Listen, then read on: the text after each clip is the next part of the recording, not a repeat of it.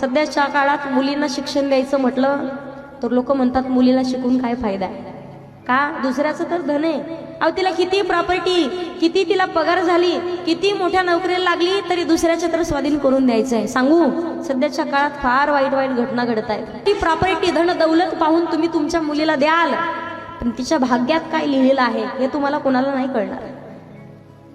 मोठं घर बघून देणं हे तुमच्या हातात आहे, पण त्याच्या पुढे सांगू ती मुलगी मोठ्या घरात सुद्धा आनंदी असेल की नसेल सांगता येत नाही. अशा मुलीला शिकवायचं असेल तर कधी लोकांचा विचार करू नका.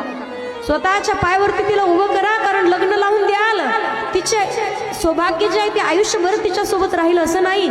तिची सासू चांगलीच असेल असंही नाही, तिची सासरे चांगले असतील असंही नाही, तिची जाऊ चांगली असेल असं नाही.